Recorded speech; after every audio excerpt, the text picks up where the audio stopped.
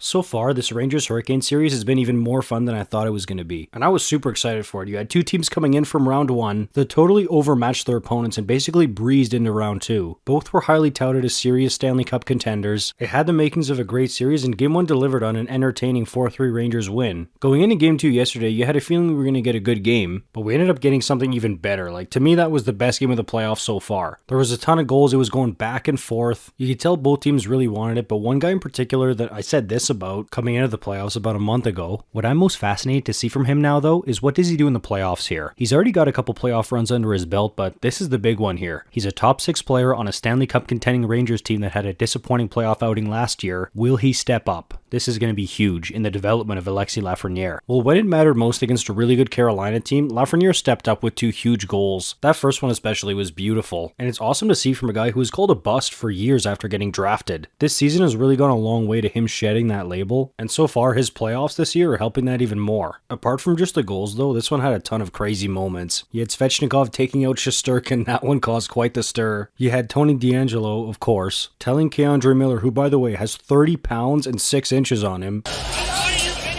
That one made me crack up, and hey, the bad blood between these two teams, it's rising. And then you have the trouba play where he literally ends up like this. Dude's acting like he's in a Matrix movie. Now look, as he's loading up for necas drops down. Like, dude literally hit the deck to try to avoid trouba. Now, it's clear that Trouba wants a piece of him. From here, if he would have dropped with necas and finished his check on necas as he was dropping because he wanted a piece of him so bad, I would have no problem with this. Watch what he does instead, though. What is with Trouba and his constant need to do the chicken wing flying elbow? That's the part of this I hate, because if he would have connected on that, it really would not have been good. And look, some people are trying to give him the benefit of the doubt, like, oh, he's just trying to brace himself going into the boards. I might be a little more inclined to believe that if this was Trouba's first ever flying elbow attempt. Anyways, we head to double overtime where Brady Shea gets called for cross-checking, sending the Rangers to a key power play. Yes, it was a bit of a ticky-tack call, especially in a playoff double overtime scenario, but these things tend to even themselves out. The real question is, who capitalizes on their opportunities? And that's exactly what the Rangers did, courtesy of Vincent Trocheck. He put that thing right through their wickets, dead center. MSG went wild, and we got that great shot of him up against the glass, basically celebrating with the fans. What a way to win a game, and what a way to lose a game if you're Carolina. The Canes did play a really good game, though. I mean, they put 57 shots on Shesterkin.